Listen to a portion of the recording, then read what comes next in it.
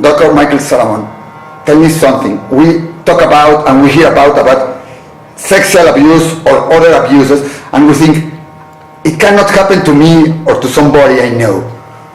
Sexual abuse happens to 1 in 4 girls and 1 in 6 boys below the age of 18 in every community. Every community. It doesn't happen just in one community, it happens everywhere. In fact, there are statistics from many countries across the world that prove that the numbers are the same. 1 in 4 girls, 1 in 6 boys. But 1 in 4 is too much. It means from all the girls I know,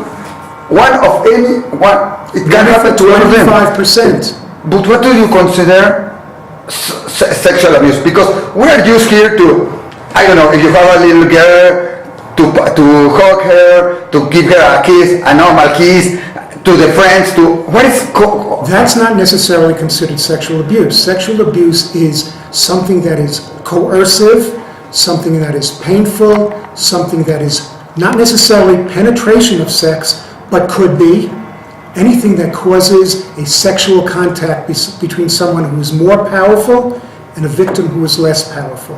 And tell me, which girls or boys are more...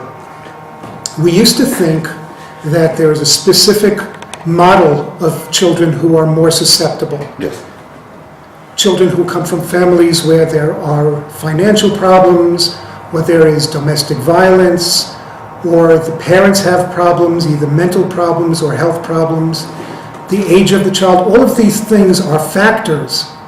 And the more of these things the child has in their life, the more likely they are to be a victim.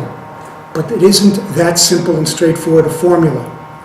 People who abuse target their victims. They look for certain types of victims. They may be looking for children who are talented in some ways. So it doesn't mean that the child has a specific problem. They're looking for something.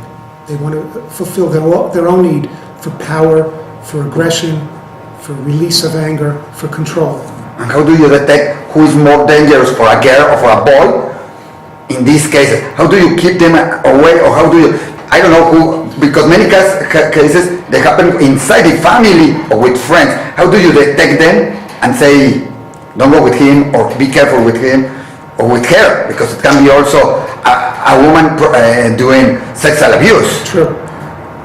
The best thing I could tell you is, if a child tells you that they have been abused, 98% of the time they're telling the truth. And if that's true, then you have to talk about dealing with the abuser. You have to keep your children away. They should be reported. They need to be taken care of. And tell me something. There are many cases where somebody says it has been an abuse, or the boy or the girl says, I have been abused. But how do you consider for them to be abused? Because there are many times they are 10, 12 years old, and maybe the other person just told her, I don't like you, or no. I don't... So if they say that, yes, then that's considered bullying. That's not abuse. It's a different category. All right, so is that how to detect? And it happens inside the Jewish community, because many times we say it doesn't happen with the religious, it doesn't happen with the Orthodox, it doesn't happen with the non-Orthodox. It happens first inside the Jewish community. And is there, to believe in God, it's a help not to have it? It happens in every community. Period. It happens in every community. It does. There was a belief in New York, in the very religious communities, that it didn't happen. In fact, when I started talking about it, I was threatened by some of the leaders of the very religious community. They said it didn't happen. Over time, they see that it does happen.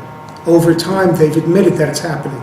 Over time, they realize they have to do something about it. In this, there are two things important. One is to prevent it, and two, what to do after it happens.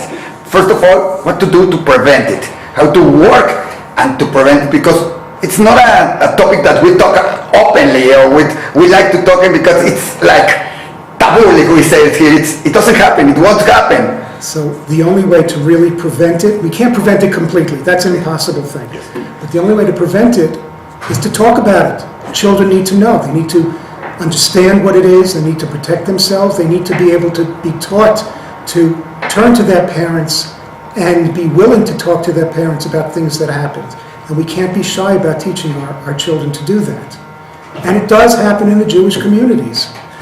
Does it happens, when there is an abuse, it's not something that happens in a moment. It starts slowly and then it happens. That's called the grooming process.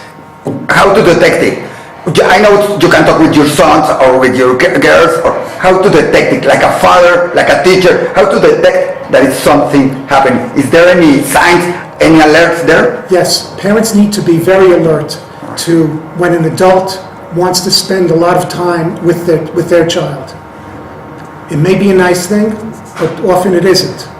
So they have to set limits on that. They have to know what's going on. They have to tell their child, you can't go with this person, even though they're a friend of the family, unless you tell me first and I check it out. Right. And what to do after it happens?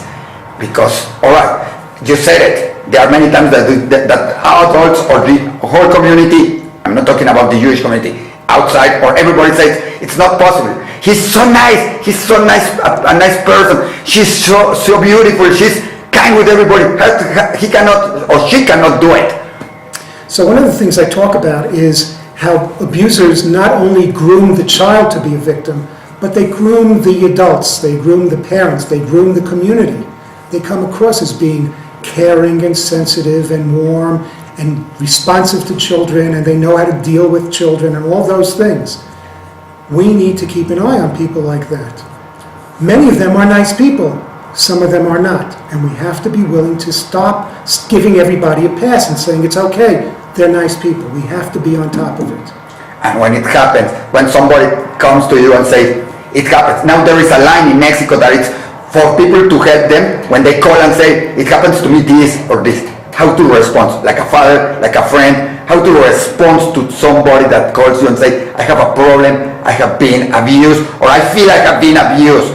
And we're talking about children, but we can do everything, we can do it also in the way of adults. So they need to speak to someone who's a trained, properly trained therapist. Yes. And in the United States, in Israel, in some countries, if someone comes to you with that information, you are mandated to report it to the authorities. I'm not sure how it works in Mexico. I've heard different things. All right, but in case, forget about the legal things, or I know I have to go with a professional to talk with my with my daughter, with my son, or with my friend. So, but the first reaction when somebody comes to you and says, well, not to you, you said you're not an expert, but you're in the way. What to do when somebody comes and say to you, I have been abused? What is the reaction you have to have? I know it's not easy, but... No, you have to listen. Yes. You can't interrogate them. You have to let them tell you what happened to them. You have to be careful not to push them. You have to let them speak at their own speed. You have to let them express what happened. And you have to give them the opportunity to vent their feelings. Once they do that, we can start to find a way to help them. And what happened when you see somebody, some of your sons, some of the friends, that you see that maybe they have been abused, or you feel that they have been abused? How to extract from them that, or to ask them. You cannot come and say, have you been abused? It's not the question. How to make them talk about it, because one of the things is that many people that have been abused, they are scared, or they are they are like shy about it, or they feel bad about it. They feel guilty that they have been abused because it was their fault. How to do them to speak about it? You have to give them the opportunity to speak. That's the most important thing. How to ask them? In a non-judgmental way. You just have to be able to develop a rapport with them and tell them, this is a safe place. Let's talk about what you're here for. Tell me what it is. And to finish, what's the importance of having a line like the 1118 in Mexico, and to have seminars and classes like this to people? The more we are educated, the better we can protect our community, our children, our environment. Thank you very much. You are very welcome.